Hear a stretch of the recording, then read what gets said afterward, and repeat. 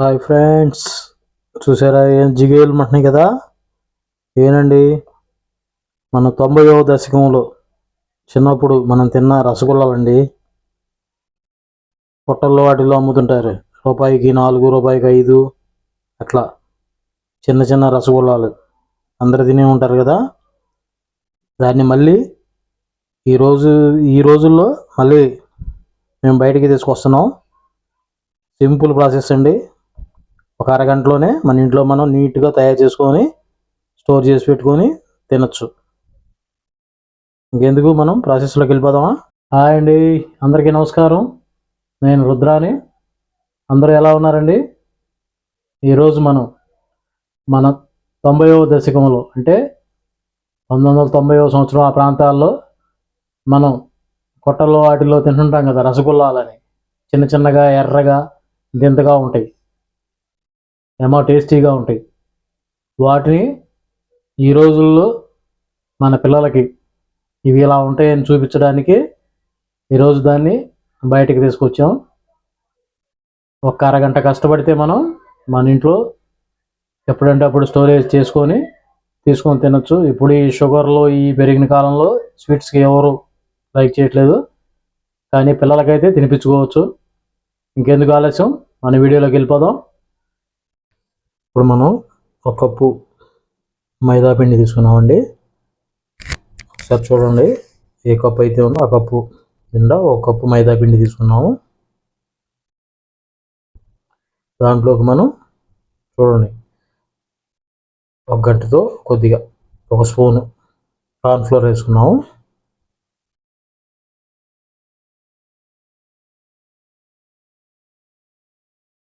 అలానే కొద్దిగా సాల్ట్ వేసుకుంటున్నామండి.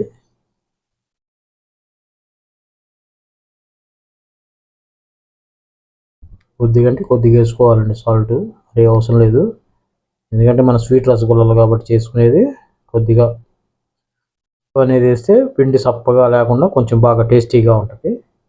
దాంట్లోకి మనం కొద్దిగా సోడా ఉప్పు వేసుకుంటున్నామండి. ఒక చిటికెడు సోడా ఉప్పు వేసుకున్నాము. ఇప్పుడు అలానే దాంట్లోకి మనం కొద్దిగా మిఠాయి రంగు వేసుకుంటున్నామండి. చూడండి, మీరు పౌడర్ ఉంటే మిఠాయి రంగు వేసుకోవచ్చు, లేకపోతే మీ దగ్గర లిక్విడ్ ఉంటే లిక్విడ్ వేసుకోవచ్చు. మాకు ఎక్కువ కుకింగ్లో వాడతాం కాబట్టి ఆ బాటిల్ తీసుకొచ్చామండి, లిక్విడ్ బాటిల్. జస్ట్ ఒక 2 చుక్కలు వేసుకుంటే మనకి రంగు వచ్చేసిద్ది అనమాట.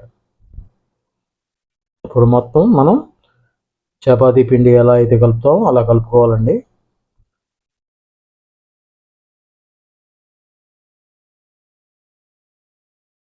మెత్తగా మిక్స్ చేసుకోవాలి.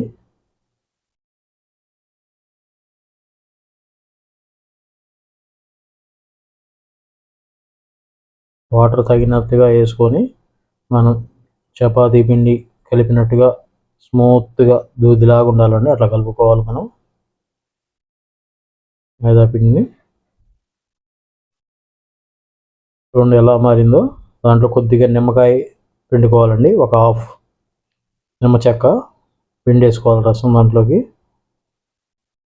అప్పుడు మనకు ఆ పిండి వచ్చేసి కొంచెం బాగా టేస్టీగా మారుతుందండి.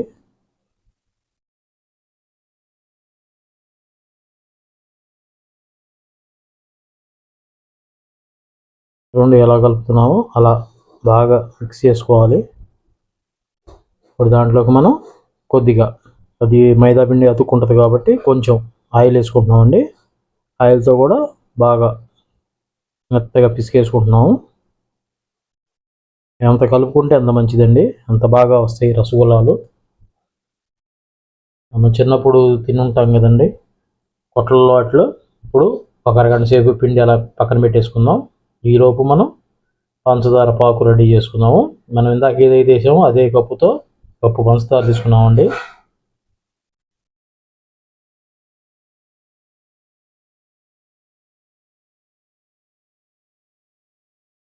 అదే కప్పుతో మనం 3/4 కప్పు వాటర్ పోసుకుంటున్నామండి దాంట్లోకి.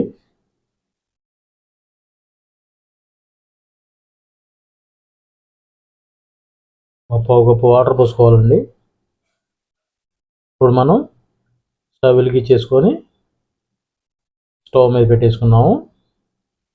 స్టవ్ చేసేటప్పటికి మీడియం ఫ్లేమ్లో పెట్టేసుకోండి. ఈలోపు మనం బాండీ పెట్టేసుకున్నామండి.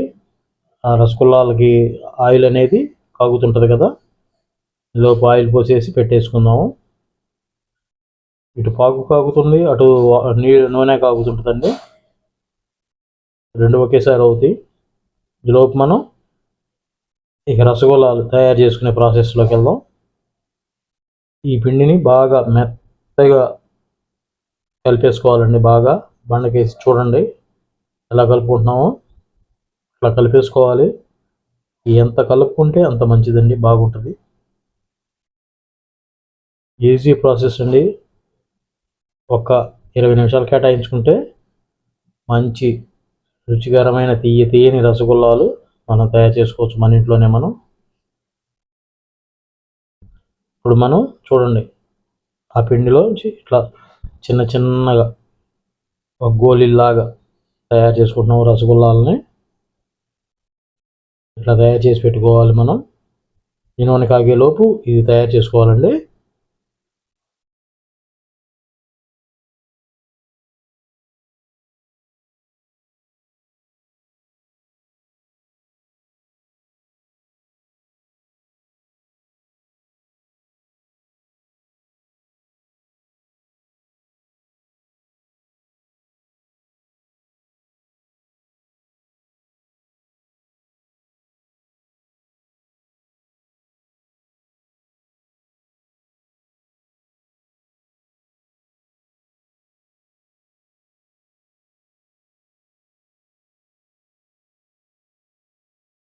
మనకి కాగడం అయిపోయిందండి.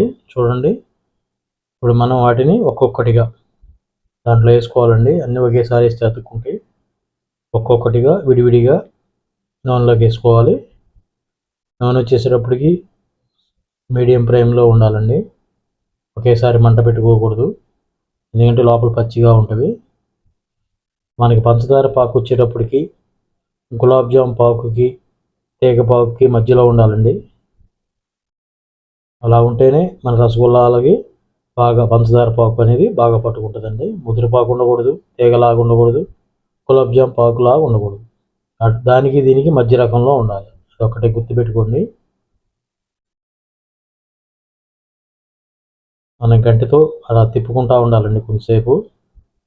రసగుల్లాలు వేసిన దీంట్లోకి మనం యాలకుల పొడి వేసామండి. ఇప్పుడు చూడండి పాకు ఎలా మరుగుతుందో. దాంట్లోకి మనం ఒక హాఫ్ నిమ్మకాయ రసం పోసుకోవాలండి.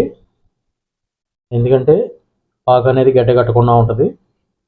దానికోసం మనం ఒక హాఫ్ నిమ్మ చెక్క అలా పిండుకుంటే సరిపోతుందండి.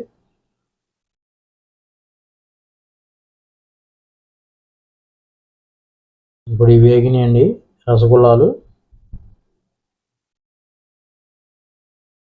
ఇవి తీసి కాసేపు పక్కన పెట్టేసుకుందామండి. ఇవి వేడి ఆరకముందే మనం పాకులోకి వేసుకోవాలండి.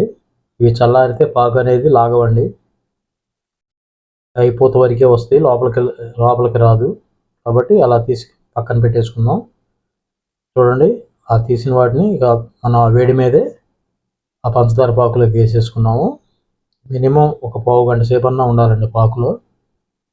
అలా ఉంటే ఆ పాకు అనేది ఆ రసగుల్లాల మధ్యలోకి వెళ్ళిపోతుంది. ఎంతో తీయటి రసగుల్లాలండి ఇవి. స్టోర్ చేసుకొని మనం ఎక్కువ రోజులు తినచ్చు. పిల్లలు కానీ పెద్దోళ్ళు కానీ పళ్ళు లేని వాళ్ళు కానీ బాగా మెత్తగా నవ్వడానికి బాగా పనికి వస్తాయండి. హాయ్ అండి, ఈరోజు మన రసగుల్లాల వంట రెడీ, టేస్టీ అయిపోయింది. చూడండి ఎలా ఉన్నాయో, నిగనిగలాడుతున్నాయి, చిన్న రాములకాయలు ఉన్నట్టున్నాయి. చూడండి మన రసగుల్లాలు. ఇంకెందుకు, మీరు కూడా చేసుకోవచ్చు. ఒకసారి ఒక టేస్ట్ చేద్దాం. చూడండి స్మూత్గా ఎలా ఉన్నాయో, కరిగిపోతున్నాయండి నోట్లో మెత్తగా. Easy recipe. అందరూ బ్రహ్మాండంగా చేసుకోవచ్చు. స్టోరేజ్ చేసి పిల్లలకి పెట్టచ్చు. ఫ్రెండ్స్, ఇంకా మన వీడియో ముగించే సమయం వచ్చేసింది. ఎప్పటిలాగే జస్ట్ ఒక లైక్ ఇవ్వండి. సబ్స్క్రైబ్ చేసుకుని వాళ్ళు ఎవరంటే సబ్స్క్రైబ్ చేసుకోండి. మళ్ళీ మరిన్ని వీడియోలతో మీ ముందుకు వస్తాం. అంతవరకు సెలవు. Bye bye. రుద్ర శారద.